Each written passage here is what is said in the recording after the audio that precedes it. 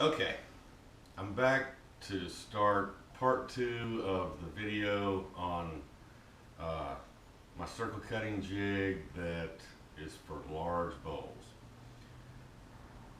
This is from the same ash tree as the one I used in the first part of the video.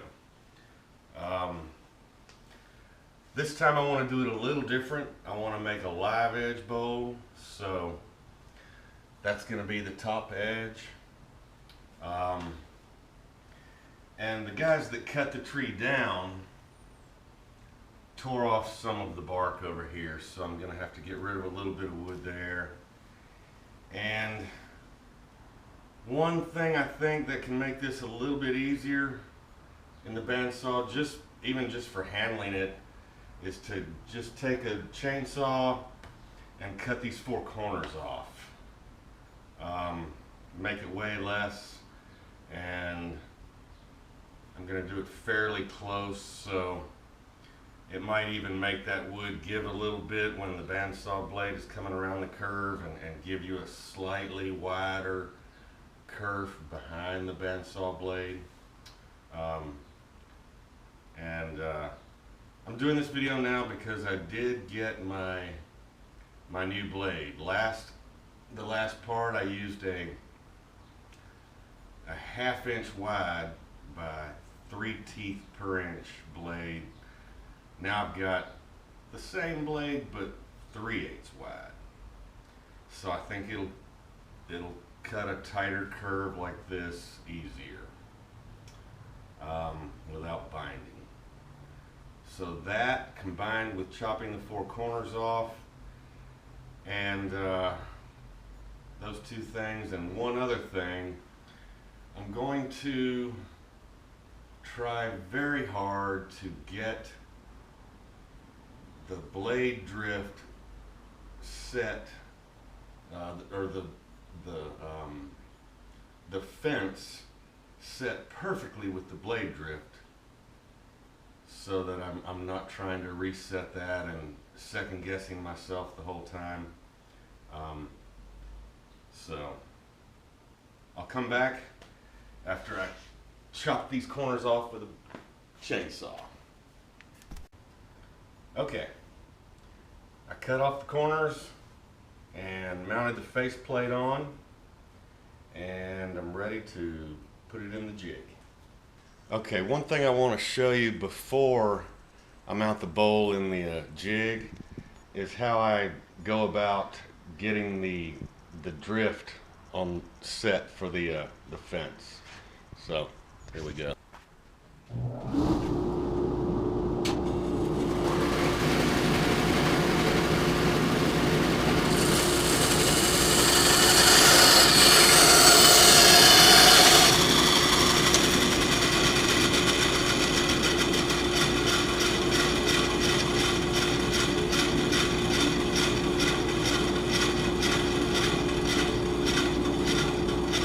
Hear that?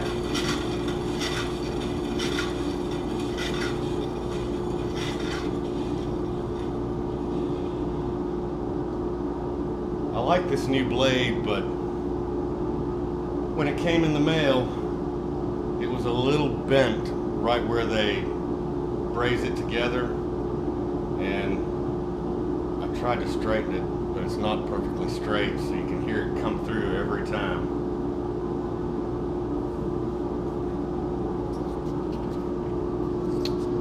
Okay, pushing the wood hard,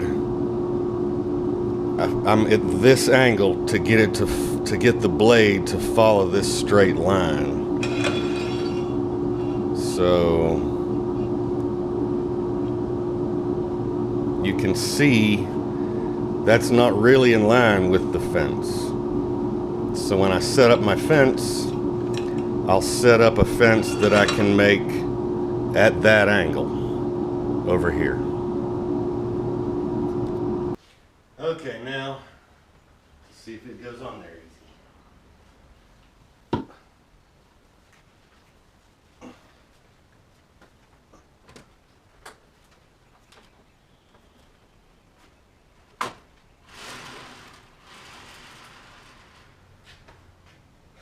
Not too bad.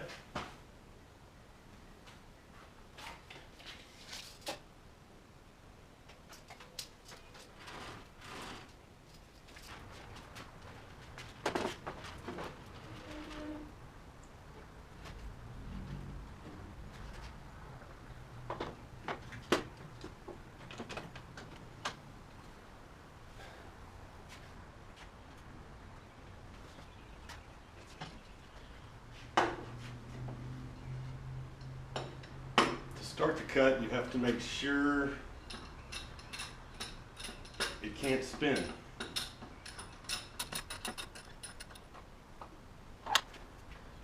You have to cut straight over to the center line of where the lazy susan is. Just cut straight. At that point, then you undo the clamps and you spin the wood through the circle.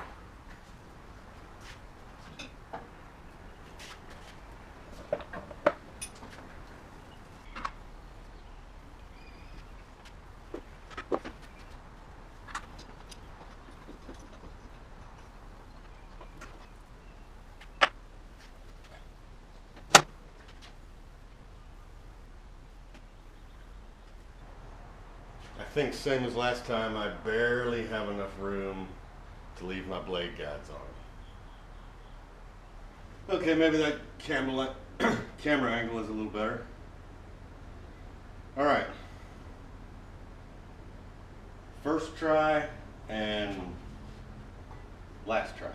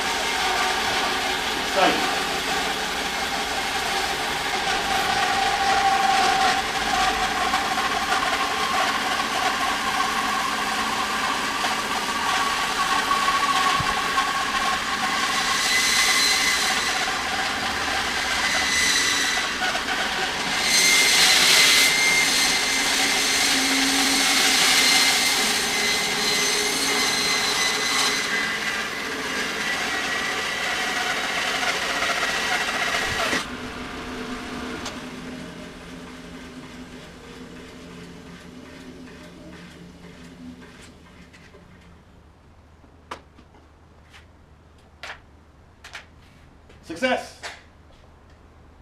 Mostly.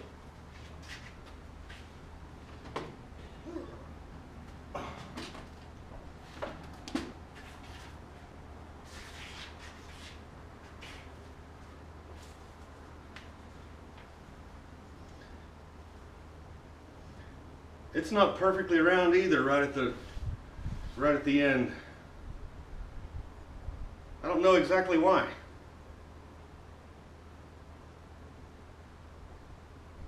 I don't know exactly why. But that's a small problem. But that's a good bowl blank to start.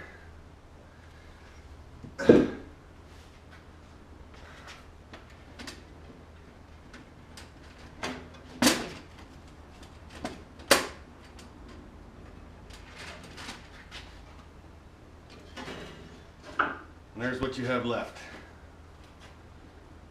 I don't know why that didn't come around perfect circle. We may never know. Right now, I'm not going to worry about it too much. I'm happy. That was more of a success than I thought it would be. Okay. Now all I got to do is remove this, which I did. Mount this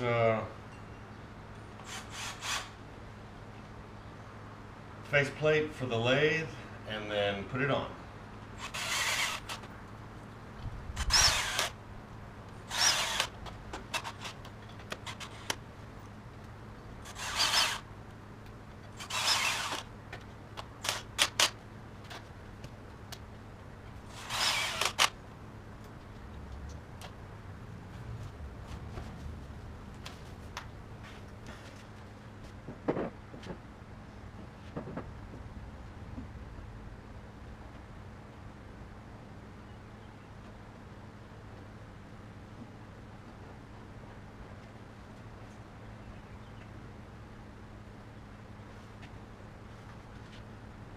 That's pretty off balance weight wise, because the natural edge gets higher on this end and wider, so it's very heavy over there.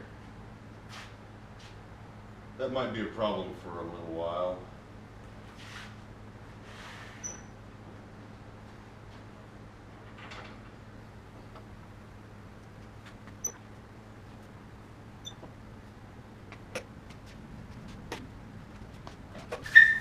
Sometimes I wish I didn't put this lathe on wheels, but it's very handy to roll around. Let's see.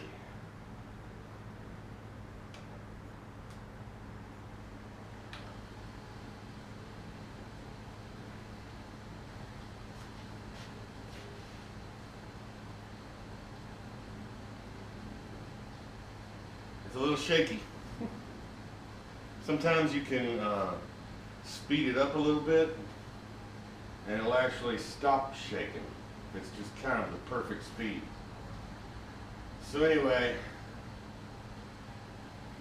I think I'll try to, I don't know, maybe just cut a flat spot right here first and get it tenons so I can mount a chuck on it really good, and then turn it around and start shaping it.